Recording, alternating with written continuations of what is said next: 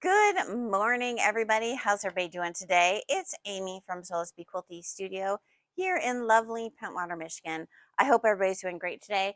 It's a bright and shiny day. We're getting a bit of an Indian summer and we're having some warmer weather. So um, it's a beautiful day to come out and shop. So today we're going to do a little 101 on interfacing.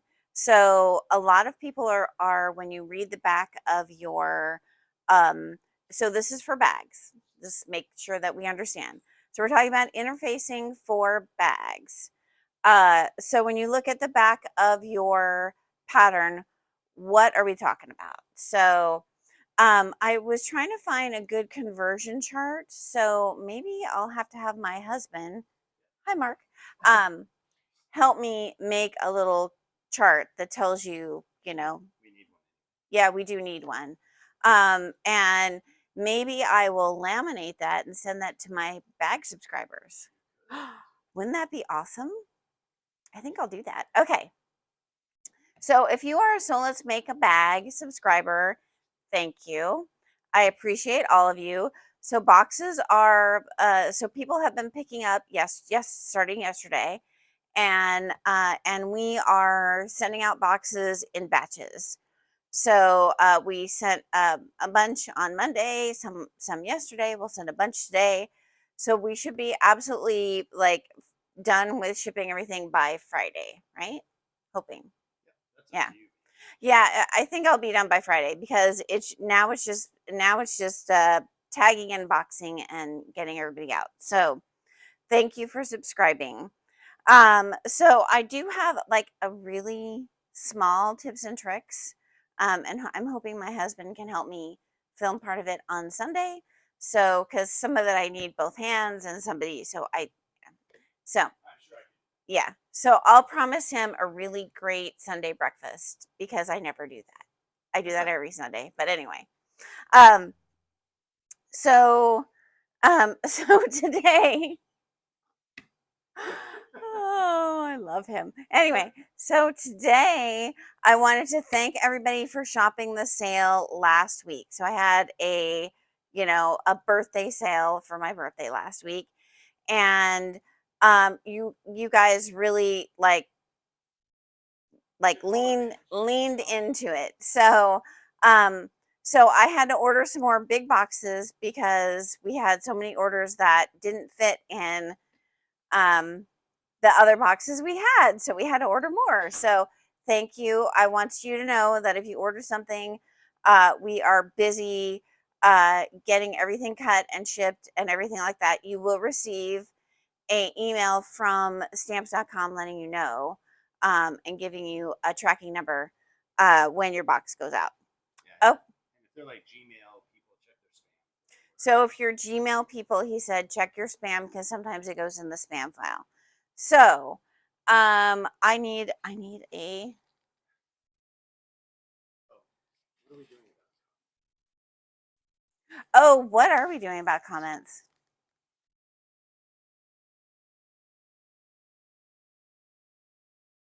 So so I have a prize that we're putting together for comments. Um, So we'll just do 3 weeks. so we'll do 3 weeks. It's a really good one, I promise you. So what should we ask today? We asked favorite birthday cake. We asked favorite Halloween candy. Um, what was your favorite Halloween costume you dressed up in, either when you were little or when you were big? It doesn't matter. Favorite Halloween costume, that would be awesome. Um, so let's talk about when you look at the back of um your bag pattern, there are a lot of things that people come in and go, I don't know what this is. So getting a conversion chart will help you a lot because um, there's a lot of stuff that's in the United States that is different from the UK and Australia. So it would be nice to have a conversion chart because we do have some really great bag designers that are from outside of the US that you want to know what they're talking about, right? Okay, so so basically I have some bags in front of me. I'm going to put sticky notes on the things when I talk about them, and then maybe that will be after all this craziness of getting boxes packed and the sale last week. I'll sit down and see if Mark can help me get a conversion chart started. So when we look at the back of our bag pattern, they usually tell you like what kind of stabilizer. And Sally Tomato does a really great job of giving you.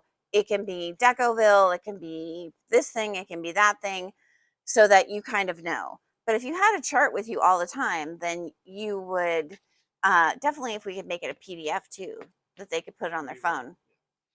We'll make it.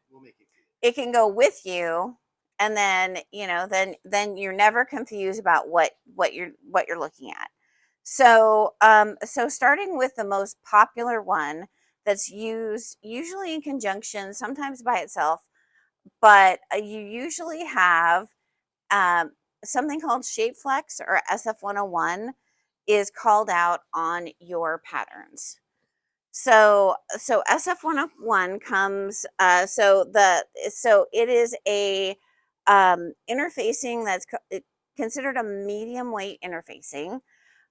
You're using it for linings, you're using it for pockets. Sometimes you're using it for an entire bag. And really, what it is it's just giving you a little bit of structure to your bag. And it's helping your pockets not collapse when you put something in them. So usually we use it a lot in pockets, and a lot in like stabilizing. Um, Annie uses it for putting in like facings and things like that. So I usually carry SF101, but I have been carrying Checker Distributors is one of the largest distributors around here, probably in the U.S., and they have their own interfacing. So I get interfacing from about 3 different vendors. We'll put those on the chart so you know them. One is one from a quilt shop owner that does a really great job with a few of the interfacings, and we'll carry hers as well. But this is, I don't know if we can get it close enough. So it's usually white or tan or black. Usually white or black are the most popular. And it's kind of see-through. And it usually just has fusible on one side. You can kind of see it's shiny. Can you see it? So you can always tell the side that has the interfacing because it's going to be rougher to your touch. The side that doesn't have the fusible is smoother. So that's the way to tell. And usually there is a piece of paper or a piece of tissue that is wrapped in it that gives you instructions. I always keep mine like in my smaller pieces. I always keep what it is right there with it. That way I don't have to guess what I'm grabbing. I know that it is SF101. It's it's the one from Checker, which is called Calidel or whatever it is, and it is a lighter weight one, and we use that on smaller bags like this cute little ginger bag from Noodlehead. And it gives, if you can see, it gives the bag a lot of flexibility, right? You're not going to get a bunch of stiffness in it. And for a small little handbag, it's perfect because it makes the top nice and flexible and pliable, and it makes it easy to put all your stuff in. So that is what I would probably say is a great example of using something that's all SF101. Okay, so that's a ginger bag. And then, so did I put that on there? Did you see? Yeah. So Mark could see that I put the SF101. Okay. So the second one that is used a whole lot in a lot of things is Fusible Fleece. So Fusible Fleece is a product usually comes 45 inches. This is a fusible fleece that I get from Mad Bees, and it is a little bit wider. It's 60 inches. It's a little bit thicker, a little less see-through, and you can get the fusible fleece without fusing. You can get the fleece like without fusible if you want it, but we use it 98% of the time fusible fleece.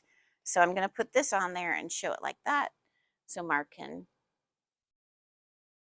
see that on the thing. Okay, so fusible fleece is somewhere between a lot of times we use it with the Shape Flex or SF101 or the medium weight interfacing to make bags, because it gives you a little bit of structure, but it still gives you a lot of movement in your bag. So if you want it not to stand straight up, you want it to be a little bit more squishy. Squishy is a good word.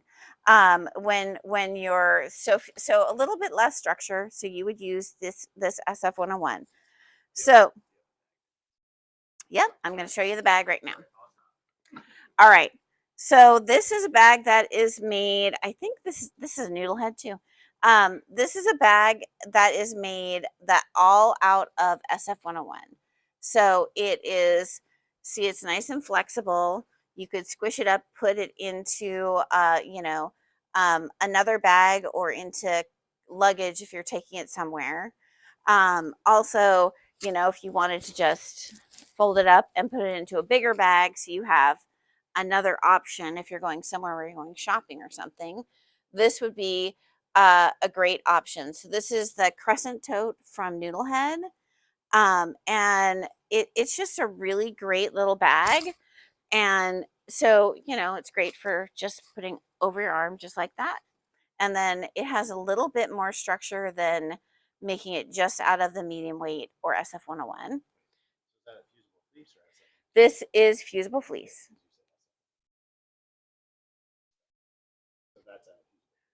Okay, thank you. So this one is mostly out of fusible fleece. And then there is still a little bit of Shape Flex in the lining. So we use the thicker stuff for the exterior, and the thinner stuff is usually for your lining. So this is a good example of just going up one notch and using the fusible fleece and the SF101. Okay. So if you've made a byAnnie bag at all, you know that you're using her product, which is called Soft and Stable. I was at a retreat, and she told us like the whole story of how Soft and Stable came about. It was totally interesting. So if you go onto her site, I'm sure she has some sort of information on how this process started. Really quickly, I mean, she couldn't get something that she needed, so she did a lot of research, a lot of trial and error to get this product. It is a tree coat, which is like a little fine mesh over a piece of foam on both sides. It's a little bit sticky, so when you put your fabric on it and smooth it, it will stay in place, pretty well for doing some simple lines on it. So she carries it in big rolls. I just don't have space for the big roll right now, but I carry the half yard pieces. This product comes 58 inches wide. So 58 by however you want to buy it. So these are two packages. That one is a half yard package and one is a yard package. And truly, if you're doing a project, buying the packages, you should be able to, lay out all the things. There's only a few projects that you would probably want to get yardage of. One is the ruler wrap one that takes a lot of yardage. So, so this product is not fusible. So we use that in a lot of byAnnie products, and it gives you stability. Look how this one stands nice straight up. This is the catch-all caddy, or no, this is In Control. This is In Control from byAnnie. And the what we usually do when we work with foam is we put a little bit of stitching on it. You don't have to. I'll show you an example of something that that I didn't put a lot of stitching on, but it does help it have stability. It makes sure that your fabric doesn't start to slump in your bag, and it gives it great stability. So usually you are putting two pieces together, and we have a camera issue. Two pieces together, and then you're putting your lining on one side, your main fabric on the other, and you're putting a couple of lines of stitching in it. So this would be something to do with the soft and stable. I also use in byAnnie things, especially big things that I'm putting a lot of stitching on. I use a product called Basil, and Basil comes in 3 different flavors. You can have it with no, with absolutely no fusible on it. You can have it single-sided fusible, like that. So you have a side that is smooth and then a side that is scratchy, and that's your fusible. Or let me put this on here. This is single-sided. Oh, hello. Single-sided Basil. So so I'll put it on the single side because, because you have the side that is smooth like that, and then the side that has the fusible on it. And then they have the double-sided fusible, and by far I think I use the double-sided more than the single-sided, because if you do a lot of byAnnie projects, with the bigger ones, the double side is really, really nice. So this is a double-sided, so that is scratchy on both sides. So all of the fusibles will have directions. So you really need to read their directions and follow them. We'll also have some brief directions on the chart, or at least somewhere to get directions on the chart. Okay. Okay. So I'm gonna put that aside, and then there are 3 more that we're going to talk about really quickly. So when I started doing So Let's Make a Bag, I was using, I try and use some independent bag designers. I've had really great luck. I really love the way you get to see how other people write directions, and I always learn something. So that's really great. So so there was a bag that we did. It was like, I don't know, it was like our 4th box maybe. And this is the Tremont bag. And she used something called 2 things that I've used, but really had great directions. So this is Decobond 809. And this comes in, it comes in a stiffer one or a light. This is the Decoville light. And it is what they consider a stabilizer. So it's fairly thin. I can open this up. So it's fairly thin. You can still kind of see through it. Maybe not. You can definitely feel the Yeah, it's thinner. So so I use the single-sided a lot. So it has you can see this side is shinier. Can you see that side? like this. Yeah. So this side is shinier. And so it's thin, and it really gives good structure. So if you look at this bag right here that just had the fusible fleece, it's kind of floppy. This bag is one of my favorite of all times little crossbody bag, but it has great structure. So when you open it up, you can see it keeps its shape really, really nicely. That means you can put all of your stuff in here and it's going to keep a nice shape. So the other one that they used in this bag was one I hadn't used a lot, and I really love it. And this one comes in a few flavors. So this is Decoville, and it's kind of a thicker, almost rubberized interfacing or stabilizer. And you can definitely see the sheen on the that side. Yeah, so that one also was used in the center here to give it really great structure, but it keeps it thin and it's still quite pliable. So great structure for a bag.